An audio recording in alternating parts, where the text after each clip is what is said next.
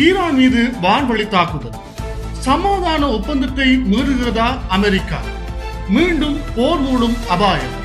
மத்திய கிழக்கில் என்னதான் நடக்கிறது? நான் ரொம்ப ரொம்ப ரொம்ப நல்ல பிள்ளை இல்லை, அந்த நல்ல பிள்ளைக்கெல்லாம் நான் செல்ல பிள்ளை இல்லை. இந்த பாடல் வரி அனைவருக்கும் நினைவிருக்கும். இந்த பாடல் போலத்தான் இப்பொழுது அமெரிக்காவுடைய செயற்பாடுகளும் அமைந்திருக்கிறது. ஒரு முகத்திலே நான் நல்லவன், எல்லாவற்றுக்கும் சொல்யூஷன் கொடுக்கிறேன் என்ற மாதிரி கதைப்பார். இன்னொரு விஷயம், மறைமுகமான தாக்குதல்களையும் நடத்துவார். இந்த உலக வல்லாதிக்கத்தின் ஒரு மிகப்பெரிய சக்தி அமெரிக்கா. இந்த நாட்டை அல்ல, இந்த உலகத்தையே ஆட்டி படைக்கின்ற வல்லமை அமெரிக்காவுக்கு தான் இருக்கிறது. அது பின்னுதான் அவருடைய பலமாக இருக்கிறது. வாருங்கள் லாங்காஃபோ உடவர்களே, இந்த காணொலியிலே நாங்கள் பல்வேறு விடயங்களை பார்க்க இருக்கிறோம். அண்மை காலமாக நாங்கள் சொல்ல வேண்டிய தேவை இருக்கிறது. இந்த அமெரிக்கா, இந்த இஸ்ரேல் சொல்வார்கள் தானே, கங்கார் என்ற விலங்கு இருக்கிறது. ஆஸ்திரேலியாவிலே அதிகமாக இருக்கின்ற விலங்கினம், ஆஸ்திரேலியாவுடைய தேசிய விலங்காகவும் அது காணப்படுகிறது. அந்த கொடியை பார்த்தீங்கன்னா அந்த கொடியுடைய சின்னமாகவும் கங்காரு காணப்படுகிறது. கங்காரு எப்படி தனது குட்டியை வைத்திருக்குமோ அதுபோல அமெரிக்கா தனது தேவைக்கும் பாதுகாப்புக்காகவும் இஸ்ரேல் என்ற செல்ல குழந்தையை தன்னோடு வைத்திருக்கிறது. இந்த இஸ்ரேலியர்கள் யார்? அந்த இஸ்ரேலியர்கள் ஜூதர்களாக இருக்கிறார்கள். இந்த ஜூதர்கள் சார்ந்த விஷயங்களைத்தான் உங்களுக்கு ஒரு சிறிய தெளிவூட்டலாக இந்த காணொலியூடாக வழங்க காத்திருக்கிறோம். உண்மையிலே முதலாம் உலகப் போர் ஏற்பட்டது. முதலாம் உலகப் போருக்கு பிறகு ஜெர்மனியை தூய ஆரியர்களாக கருதி அவர்கள் இந்த உலகத்தை ஆளக்கூடிய தகுதிகளாக வேண்டும் என்று கருதி ஹிட்லர் மிகப்பெரிய போரை தொடுத்தார். இரண்டாம் உலகப் போர் அதனால் தான் ஏற்பட்டது.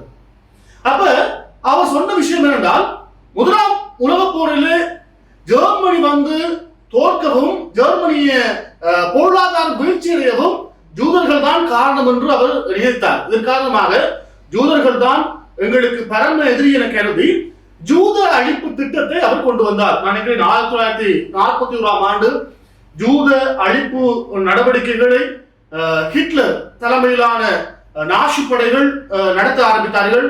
உண்மையாக சொல்ல போனால் அவர்கள் சொன்ன கெட்டோ எனப்படுகின்ற ஒரு தனி பிராந்தியத்தை உருவாக்கி ஜூதர்களையும் ஜூதர் சார்ந்த குடும்பங்களையும் அந்த கெட்டோ என்று அழைக்கப்படுகின்ற தனிப்பகுதிக்கு அனுப்பி அவர்களை மிக கொடுமையாக வேலை வாங்கி அவருடைய உடல் உழைப்பை சுரண்டி அவர்களுக்கு உணவு வழங்கப்படுவதில்லை, போதியவான மருத்துவ வசதிகள் வழங்கப்படுவதில்லை. இவ்வாறு அவர்களை அடிமைகளாக பயன்படுத்தி அவர்கள் பலர் நோய்வாய்ப்பட்டு இறந்து போனார்கள். கடுமையான மன உளைச்சலுக்கு ஆளாகி பலர் இறந்து போனார்கள். இப்படி பல லட்சம் மக்கள் கொல்லப்பட்டுக் கொண்டிருக்கின்ற வேளையில் தான் ஹிட்லர் யோசிச்சான், இதுவும் காணாது, இன்னும் ஜூதர்களை நான் கொண்டு குவிக்க வேண்டும். ஏன்? ஜெர்மனி பொருளாதார ரீதியிலே நாசமடைவதற்கு அவர்கள்தான் காரணம். அதே போல முதலாம் உலகப் போரிலே ஜெர்மனி தோற்பதற்கும் இந்த ஜூதர்கள் தான் காரணம். எனவே ஜூதர்களை நாங்கள் முற்றுமுழுதாக அழிக்க வேண்டும் என்ற கொள்கை ஹிட்லருக்கு இருந்தது. இதற்கு காரணமாக என்ன சென்றால், ட்ரெயின்ல ஜூதர்களை கொஞ்சம் கொஞ்சமாக ஏற்றி கொண்டு போய் உலகிலேயே கொடுமையான கொடூர ஜெயில்கள், அதாவது ஜெயில் என்பது கைதிகள் முகாமாக சொல்லப்படுகின்ற முகாம்கள் ஜெர்மனியில் உருவாக்கப்பட்டன. முதலாவது பாத்தீங்கன்னா ஆஷ்விட்டஸ் என்று சொல்லப்படுகின்ற வதை முகாம், இரண்டாவது ஸ்டெப்லிங்கா என்று சொல்லப்படுகின்ற வதை முகாம். இந்த இரண்டு வதை முகாம்களிலே ஜூதர்களை அழைத்து சென்று அவர்களை கொடுமைப்படுத்தி கொன்றார்கள். அது மாத்திரமல்லாமல் நச்சு வாயுக்களை செலுத்தி குழந்தைகள் பெரியவர்கள் அனைவரையும் கொன்று வைத்தார்கள் ஹிட்லர் தலைமையிலான நாசி படைகள். ஹிட்லர் சொன்ன விஷயம் இதுதான், ஒரு ஜூதன் உயிர் தப்பினாலும் இந்த உலகுக்கு அது மிகப்பெரிய கேடை உருவாக்கும் என்ற விஷயத்தை ஹிட்லர் சொல்லியிருந்தார். அது இப்பொழுது நடந்து கொண்டிருக்கிறது. இந்த இரண்டாம் உலக போருக்கு பிறகு ஹிட்லர்னால ஜூதர்கள் எல்லாம் தலைவரிச்சு ஓடிட்டாங்க வேறு நாடுகளுக்கு. ஓடி போனவர்களுக்கு தேசம் இல்லை, சொந்த நாடு இல்லை. ஆனால் இப்பொழுது இந்த முஸ்லிம்கள் வாழ்கின்ற மத்திய கிழக்கு பகுதியிலே பாலஸ்தீனம் என்று சொல்லப்படுகின்ற காசா, அதாவது காசா மக்கள் இருக்கின்ற பகுதி, காசா பகுதியை, பாலஸ்தீன மக்கள் வாழ்கின்ற பகுதியை அடாத்தாக பிடித்து அதில் ஒரு தமக்கு ஒரு நாட்டை உருவாக்கி அங்கிருக்கின்ற அண்டை முஸ்லிம் நாடுகளுக்கு சவால் விடுகின்ற ஒரு வலிமிக்க இனமாக இப்பொழுது ஜூதர்கள் மாறியிருக்கிறார்கள். சொந்த நாடு இல்லை, ஆனாலும் நாட்டை உருவாக்குவதற்காக அனைத்து தூதர்களும் ஒன்று சேர்ந்து அது கெட்டிக்காரத்தனம். நாடு இல்லாத நாட்டை உருவாக்கி இருக்கிறார்கள், ஒரு நாடு கட்டமைப்பு உருவாக்கி இருக்கிறார்கள். இதை இன்னொரு விஷயத்தை நாங்கள் சொல்ல வேண்டும் என்றால், யூதர்களுக்கு ஏனைய மனிதர்களை விட ஒருபடி மூளை வளர்ச்சி கூட என்று சொல்லியிருக்கிறார்கள். ஆய்வும் சொல்லுகிறது. நாசா இப்படி முக்கியமா நாசாக்களிலே உயரிய தொழில்நுட்பம் சார்ந்த விஷயங்களிலே அறிவுபூர்வமாக இருக்கின்றவர்கள் பார்த்தா நாங்கள் யூதர்கள் தான் முக்கியமான இடங்கள் இருக்கிறாங்க. ஏனென்றால் அவர்கள் இயல்பாகவே மூளை மடிப்பு ஒன்று அதிகம் என்று சொல்கிறார்கள் விஞ்ஞானிகள். அப்ப இந்த யூதர்கள் இஸ்ரேலை உருவாக்கிட்டாங்க. இஸ்ரேல் உருவாக்கப்பட்டது பாத்தீங்கன்னா சுத்தி முஸ்லீம் நாடு. முஸ்லீம் நாடுகளுக்குள்ளே ஒற்றுமை இல்லை. அவர்கள் விட்டு கொடுப்பாங்க ஒருத்தர். ஏன்? அமெரிக்காவுக்கு பயம். இந்த சொல்லுவாங்க வேதநாயகம் பண்ணா பயம் பண்ற மாதிரி அமெரிக்காவுக்கு பயம். இது மத்திய கிழக்குல பாத்தீங்கன்னா இஸ்ரேலுக்கு பயம்.